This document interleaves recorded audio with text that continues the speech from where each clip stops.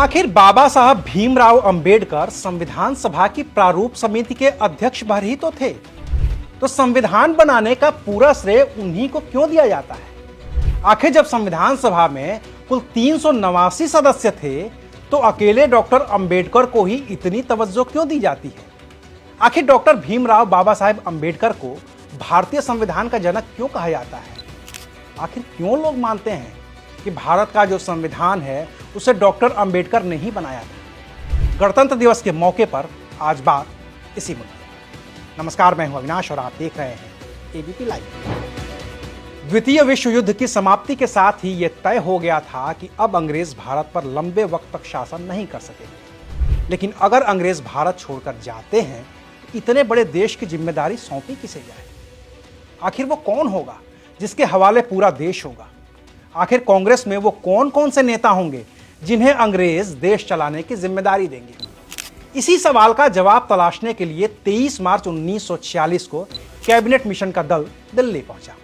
इस टीम में 3 लोग शामिल थे: Patrick Lawrence, sir Stafford Cripps और एबी अलेक्जेंडर। इस दल ने सभी पक्षों से मिलकर बात की और 16 मई 1946 को यह कैबिनेट मिशन इस निष्कर्ष पर पहुंचा कि भारत की आजादी के बाद अंग्रेज भारत की सत्ता संविधान सभा को सौंप देंगे। इस संविधान सभा में कौन कौन होगा, इसके लिए चुनाव होगा। यह भी तय हुआ कि संविधान सभा में कुल 389 सदस्य होंगे, जिनमें 292 सदस्य प्रांतों से और 93 सदस्य प्रिंसली स्टेट्स यानी कि रियासतों से होने थे।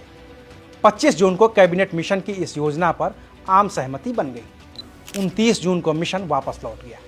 इसी मिशन की सिफारिशों के तहत अंतरिम सरकार का गठन हुआ। इसमें 2 सितंबर 1946 को भारत की अंतरिम सरकार बनी और जवाहरलाल नेहरू देश के पहले अंतरिम प्रधानमंत्री बने। इससे पहले कैबिनेट मिशन की सिफारिशों पर संविधान सभा की 385 सीटों के लिए जुलाई अगस्त 1946 में चुनाव हो गए थे।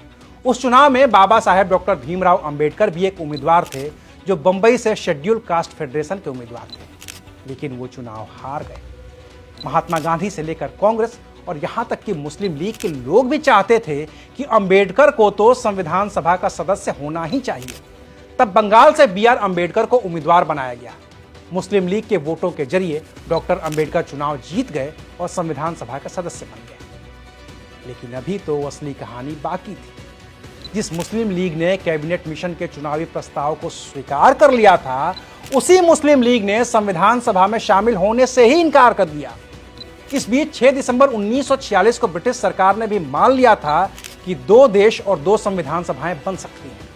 ब्रिटिश सरकार के इस मानने भर को मुस्लिम लीग ने अपनी जीत के तौर पर देखा और फिर 9 दिसंबर 1946 को जब संविधान सभा की पहली बैठक हुई, तो मुस्लिम लीग से कोई भी उस बैठक में शामिल नहीं हुआ। मुस्लिम लीग ने मुस्लिमों के लिए अलग संविधान सभा और अलग देश की मांग कर दी। लाख कोशिशों के बाद भी जब मुस्लिम लीग के लोग नहीं माने, तो संविधान सभा ने अपना काम शुरू कर दिया। सबसे वरिष्ठ सदस्य डॉक्टर सच्चिदानंद सिन्हा को संविधान सभा का अस्थायी अध्यक्ष नियुक्त किया गया। फिर 11 दिसंबर को सर्वसम्मति से डॉक्टर राजेंद्र प्रसाद संविधान सभा के अध्यक्ष नियुक्त किए गए। संविधान सभा की बैठक के 5वें दिन 13 दिसंबर को जवाहरलाल नेहरू ने संविधान सभा में लक्ष्य संबंधी प्रस्ताव पेश किया। वरिष्ठ कांग्रेसी नेता पुरुषोत्तम दास टंडन ने इसका अनुमोदन किया। हर सदस्य को इस पर अपनी बात रखनी थी। शुरुआत तो इसी से हुई कि जब तक मुस्लिम लीग के सदस्य इस सभा में शामिल नहीं होते, बात तो होनी ही नहीं चाहिए। लेकिन फिर मुस्लिम लीग का अड़ियल रवैया देखकर संविधान सभा के ज्यादातर लोग आगे बढ़ने पर राजी हो गए। और फिर आई तारीख 17 दिसंबर 1946, वो तारीख जब डॉक्टर भीमराव अंबेडकर पहली बार संविधान सभा में बोले। हालांकि उस दिन डॉक्टर अंबेडकर से पहले 20-22 और भी सदस्य थे जिन्हें बोलना था।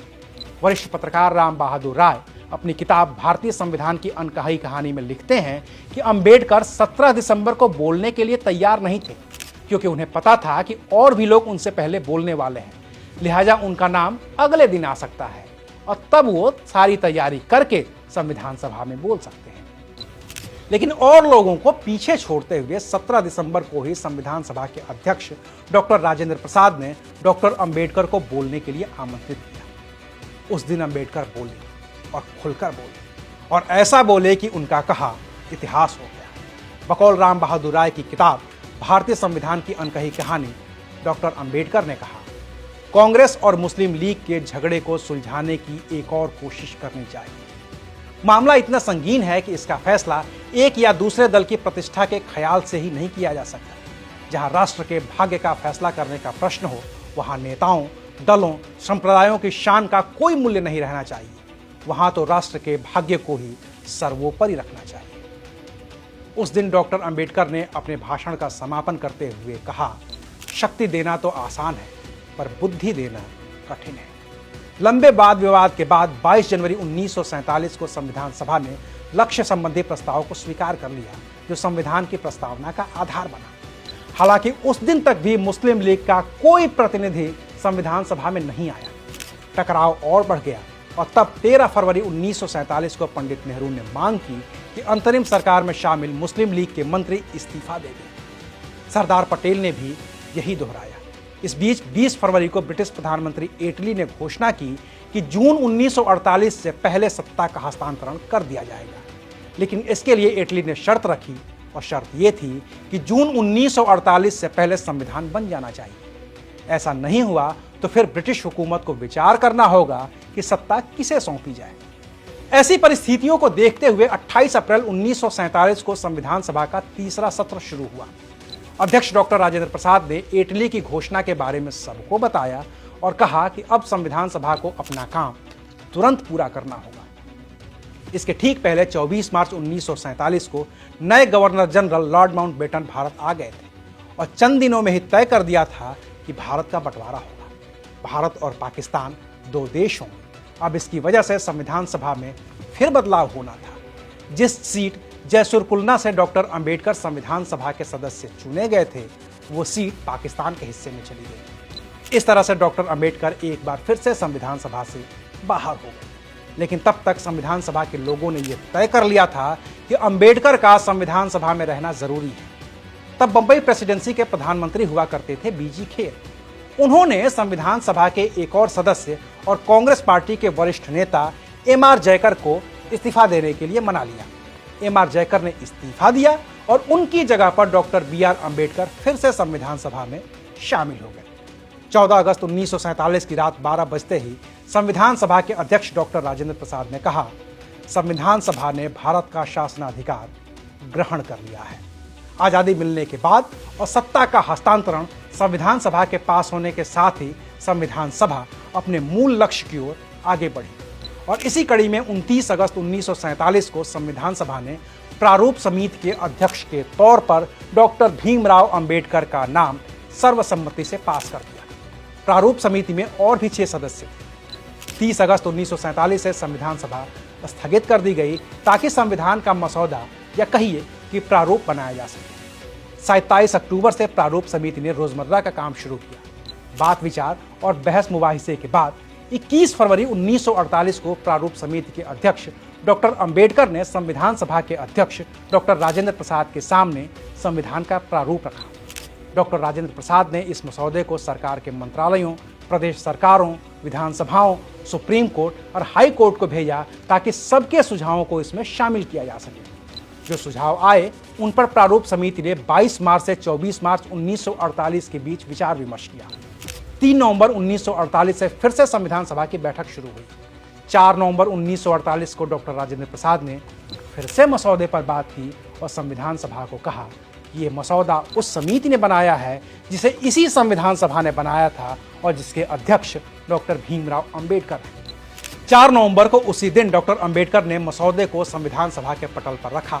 आने वाले दिनों में कुछ संशोधन भी सुझाए, कुछ माने गए, कुछ को खारिज कर दिया गया और फिर 17 नवंबर 1949 को संविधान सभा के अध्यक्ष डॉक्टर राजेंद्र प्रसाद ने घोषणा की, अब हम संविधान के तृतीय पठन को आरंभ करेंगे। इसका अर्थ था कि अब संविधान बनकर तैयार हो गया है।